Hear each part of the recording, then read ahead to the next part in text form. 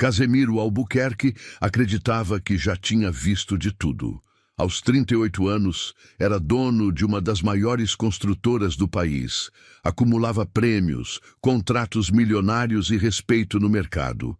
Mas naquela tarde quente, ao dirigir pelas estradas de terra de Santa Aurora, sua cidade natal, algo mexeu com ele de um jeito estranho. Ele havia voltado apenas para avaliar um terreno simples, nada que exigisse emoção. Porém, ao passar por uma curva esquecida, seus olhos se prenderam a uma pequena casa de barro quase desmoronando. O carro reduziu a velocidade sem que ele percebesse. Havia algo ali, algo que puxava suas memórias. A parede rachada, a porta de madeira antiga, tudo parecia familiar demais. Ele estacionou. O silêncio do interior parecia mais alto que qualquer buzina da cidade grande. Então, ele viu. Sentada no chão, encostada na parede, uma mulher de cabeça baixa, simples, descalça, frágil. Mas quando ela levantou o rosto, Casemiro sentiu o coração falhar uma batida. Aqueles olhos. Ele conhecia aqueles olhos. E naquele instante, o passado que ele achava enterrado voltou com força. Muito antes dos ternos caros e das reuniões em salas de vidro, Casemiro era apenas o filho tímido de um pedreiro que lutava para pagar as contas. Na escola municipal de Santa Aurora, ele muitas vezes não levava lanche. Era discreto, mas a fome não passava despercebida. E foi ali que surgiu Adelaide Duarte. Adelaide tinha tranças simples e um sorriso fácil. Sentava ao lado dele todos os dias e, sem fazer alarde, dividia o pão, o bolo, às vezes até a fruta que levava de casa. Nunca o fazia sentir inferior. Pelo contrário, dizia com convicção: "Você ainda vai ser muito importante, Casemiro." "Eu sei." Ele ria, sem acreditar, mas guardava aquelas palavras como um tesouro. Os dois cresceram inseparáveis. Caminhavam juntos para casa, faziam planos infantis, sonhavam alto mesmo vivendo pouco. Mas a vida, como sempre, decidiu agir. Quando o pai de Casemiro recebeu uma proposta de trabalho em outra cidade, a mudança foi imediata, sem despedida digna, sem promessas bem feitas. E assim, duas crianças que juravam amizade eterna foram separadas pelo destino. Ao se aproximar da casa de barro, Casemiro sentiu as pernas ficarem mais pesadas. A mulher continuava sentada no chão, como se carregasse o peso do mundo nos ombros. Os pés estavam descalços, sujos de terra. As roupas simples denunciavam uma vida de luta constante. Mas quando ela levantou o rosto, o tempo pareceu congelar. Os olhos castanhos, o jeito de franzir levemente a testa, era impossível não reconhecer. Adelaide. A voz dele saiu baixa, quase incrédula. Ela piscou algumas vezes, tentando entender quem era aquele homem elegante à sua frente. O terno bem cortado contrastava demais com aquele cenário. Mas então ela também reconheceu o olhar. Casemiro. O silêncio que se seguiu carregava anos não vividos. Ela se levantou devagar, um pouco envergonhada, tentando ajeitar a roupa. Ele percebeu o desconforto dela ao ser vista naquela situação. E aquilo doeu mais do que qualquer lembrança. Não era apenas reencontro. Era o choque entre dois mundos que um dia caminharam lado a lado e agora pareciam pertencer a realidades completamente diferentes. Adelaide nunca teve a chance de sair de Santa Aurora. Pouco depois da mudança de Casemiro, sua mãe, Dona Teresa Duarte, adoeceu gravemente. O que começou como uma fraqueza passageira virou uma doença longa e cruel. Adelaide tinha apenas 16 anos quando decidiu abandonar os estudos para cuidar dela. Trabalhou onde aparecia serviço, lavando roupas, limpando casas, ajudando na colheita. Cada moeda era destinada a remédios e contas atrasadas. Os anos passaram rápido demais. Os sonhos ficaram para trás. Quando Dona Teresa faleceu, Adelaide ficou sozinha. Sem diploma, sem oportunidades, sem ninguém para segurar sua mão. A pequena casa de barro era a única herança, mas já estava deteriorada pelo tempo e pelas chuvas. Mesmo assim, ela nunca pediu ajuda. O orgulho era sua última proteção. Preferia enfrentar o mundo em silêncio a ser vista como alguém digna de pena. Ao contar tudo isso para Casemiro, sua voz não carregava revolta. Apenas cansaço. Um cansaço profundo de quem lutou demais e, ainda assim, perdeu quase tudo. Enquanto Adelaide falava, Casemiro sentia algo apertar seu peito de forma quase insuportável. Ele pensava nos prédios luxuosos que construiu, nos contratos assinados em jantares sofisticados, nos milhões que movimentava todos os meses. Ele havia aprendido a vencer, mas não havia aprendido a olhar para trás. A menina que dividia o lanche, a menina que acreditava nele quando ninguém mais acreditava. Ela estava ali, sobrevivendo em meio ao abandono, enquanto ele vivia rodeado de conforto. Eu deveria ter voltado, ele murmurou, mais para si do que para ela. Adelaide apenas deu um leve sorriso triste. Não havia acusação em seus olhos, apenas aceitação. E aquilo doeu ainda mais. Casemiro percebeu que o sucesso não apagava ausências, que dinheiro nenhum compensava anos de silêncio. Ele poderia construir condomínios inteiros, mas não poderia reconstruir o tempo perdido. Ali, diante daquela casa de barro, ele entendeu que sua maior dívida não era financeira, era emocional. E algo dentro dele decidiu que aquela história não terminaria daquele jeito. Depois de ouvir tudo em silêncio, Casemiro respirou fundo. Ele não podia simplesmente ir embora e fingir que nada tinha acontecido. A culpa o consumia, mas ele sabia que oferecer dinheiro diretamente poderia ferir o orgulho de Adelaide. Ainda assim, precisava fazer algo.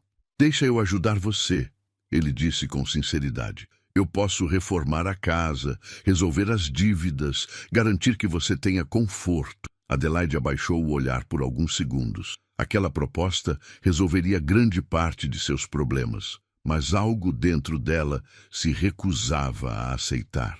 "Eu não preciso de caridade, Casemiro", respondeu com firmeza.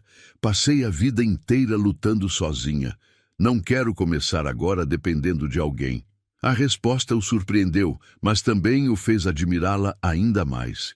Adelaide continuava a mesma menina de antes, digna, forte, incapaz de se diminuir.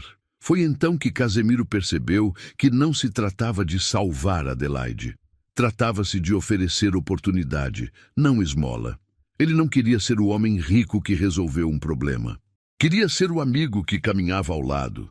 E ali começou a nascer uma ideia muito maior do que ele imaginava. Naquela noite, Casemiro não conseguiu dormir. A imagem da casa de barro e do olhar cansado de Adelaide não saía de sua mente. Ele pensava na quantidade de prédios que já levantou em cidades grandes, enquanto ali, naquela pequena Santa Aurora, faltavam oportunidades básicas. Na manhã seguinte, tomou uma decisão ousada. Se iria investir ali, faria algo que transformasse mais do que uma única vida. Procurou a prefeitura, conversou com antigos conhecidos, analisou dados sobre desemprego feminino na região e então estruturou um projeto social. Capacitação profissional para mulheres em situação de vulnerabilidade. Quando voltou à casa de Adelaide, não trouxe cheque nem promessa vazia. Trouxe uma proposta concreta. "Eu quero que você coordene esse projeto comigo. Você conhece essa cidade, conhece as dificuldades. Ninguém melhor que você para liderar isso." Adelaide ficou sem palavras. Pela primeira vez em anos, alguém não via nela fragilidade, via capacidade. Aquela proposta não era caridade, era confiança, era reconhecimento. E pela primeira vez, Adelaide sentiu que talvez o destino estivesse lhe oferecendo uma segunda chance. Os meses seguintes foram intensos. Casemiro passou a viajar com frequência para Santa Aurora, acompanhando de perto cada detalhe do projeto. Adelaide organizava reuniões, visitava famílias, ouvia histórias de mulheres que, assim como ela, haviam aprendido a sobreviver sozinhas. Trabalhando lado a lado, eles redescobriram algo que nunca havia realmente desaparecido. As conversas ao entardecer, Sentados do lado de fora da antiga casa, traziam lembranças da escola, dos planos de infância, das promessas silenciosas que nunca tiveram chance de cumprir.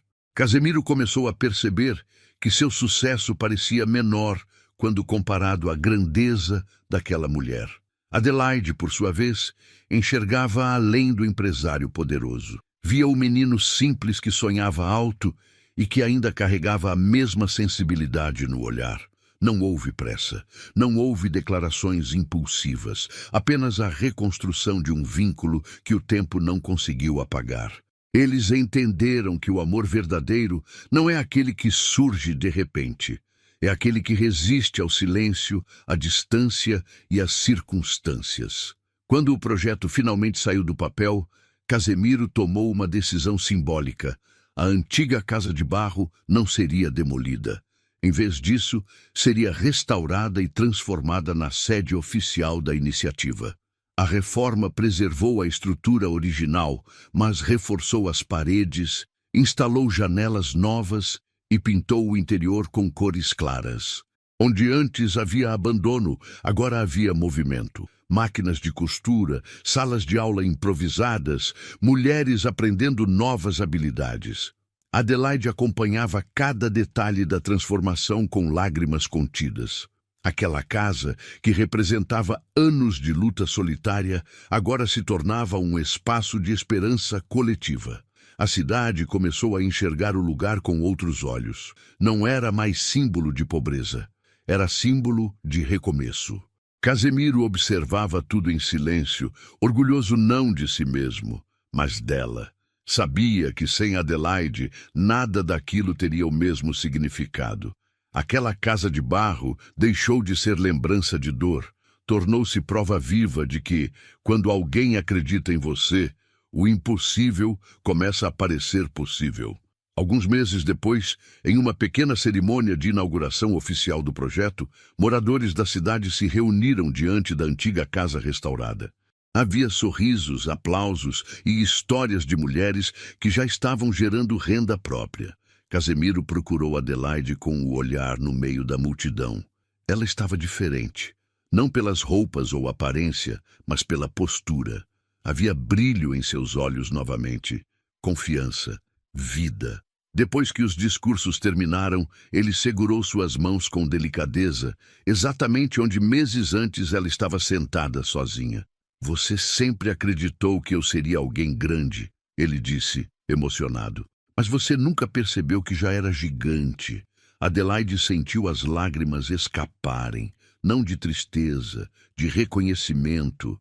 Ali, naquele mesmo chão que um dia testemunhou abandono, nasceu uma nova história.